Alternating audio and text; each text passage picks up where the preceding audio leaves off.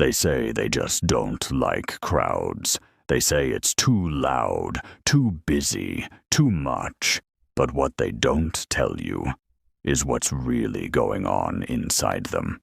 Because avoiding crowds isn't always about noise, and it's not always about being shy. Sometimes it's something deeper. You notice it in small ways. The way they scan the room before stepping in, the way they stay close to the exit, the way they seem calm on the outside, but distant at the same time. At first, it's easy to misunderstand. You might think they're antisocial, or uninterested, or just not a people person. But that explanation doesn't fully fit, because when they're with the right person, they open up, they laugh, they feel real. So why do they shut down in crowds? This is where the psychological conflict begins, because their behavior isn't random. It's a response, a quiet reaction to something you can't see, but they feel every time they step into a crowded space. Most people never notice this. They judge the behavior without understanding the reason behind it. Let me ask you something. Have you ever felt completely overwhelmed in a room full of people, even when nothing bad was happening? Because what looks like simple avoidance on the outside can actually be a deeper emotional pattern forming on the inside. And once you understand what's really causing it, everything starts to make sense. What most people don't see is that this reaction often starts long before the crowd. It begins with an experience, a moment where trust felt broken, where being open didn't feel safe anymore, and after that, something changes.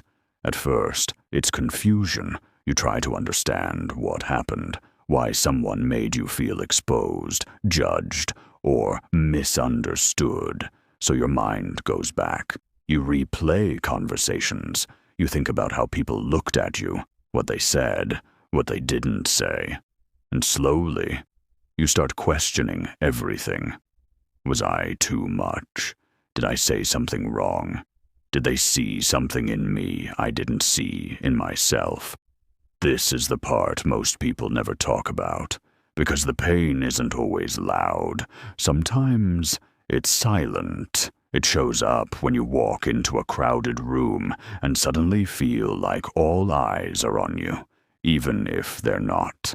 That's emotional shock, not from one moment, but from what that moment taught your mind. When trust breaks, even in small ways, it doesn't just hurt your feelings. It changes how safe you feel around people. It makes your brain more alert, more protective, more careful about where you place yourself. And that's why crowds start to feel overwhelming, not because of the people, but because of what your mind remembers. But here's the part most people don't understand. Pain like this doesn't just protect you, it starts to reshape you. And this is where everything quietly begins to change. And then, without fully realizing it, you start to change. Not all at once, not in a way others can easily see, but inside, something becomes clear. You begin to notice your limits, what drains you, what feels unsafe, even if no one else understands why. This is where emotional awareness begins. You stop forcing yourself into spaces that don't feel right. You stop ignoring the quiet signals your mind has been sending you. And slowly, you start setting boundaries, not loudly, not with long explanations, but through your choices. You arrive less, you leave earlier, you speak less, and observe more. And then comes the biggest shift of all. You choose silence, not because you have nothing to say, but because you no longer feel the need to prove anything to anyone. But here's what most people don't expect. They thought you would adjust. They thought you would push through it. They thought you would act normal just to fit in. They expected you to ignore your discomfort, to keep showing up the same way. But something else happened instead. You started choosing yourself, and that changes everything. Because when you stop forcing connection and start protecting your energy, people begin to notice the difference. They can feel your distance, even if you never explain it. And when someone loses easy access to your attention, something unexpected begins to happen.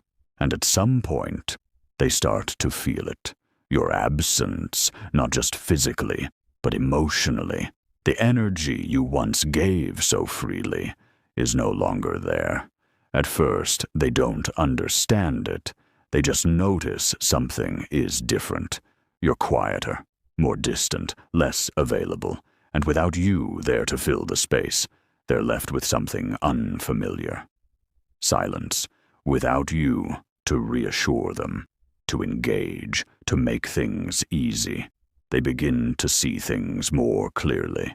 This is where perspective starts to shift, because when you were present, your value felt normal to them, expected.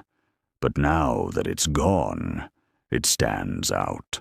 They start remembering how you used to show up, how you made things feel comfortable, how you gave attention without hesitation, and slowly, regret begins to form. Not always spoken, not always obvious, but felt, because now they see the difference between what they had and what they thought they didn't need. Most people only realize value after it's no longer available. That's the emotional consequence of taking someone for granted. But here's the truth. Their realization comes late.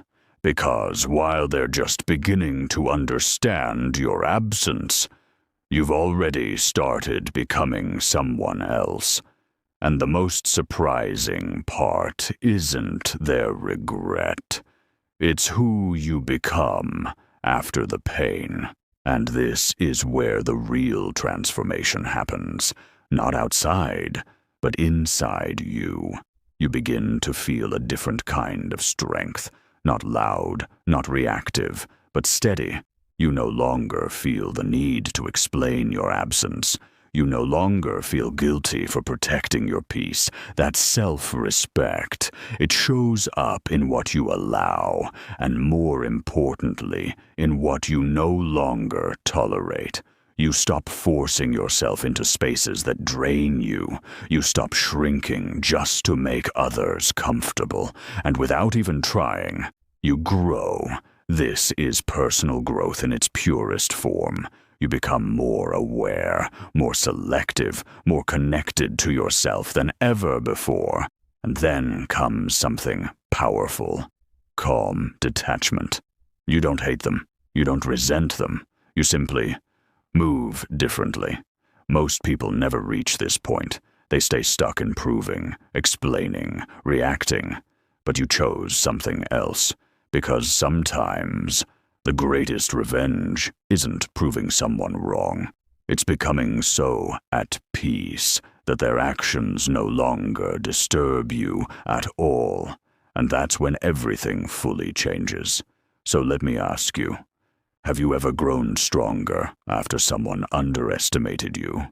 Have you ever chosen peace over proving a point? Take a moment and reflect. And if this resonated with you, share your story in the comments, because your growth might be exactly what someone else needs to see.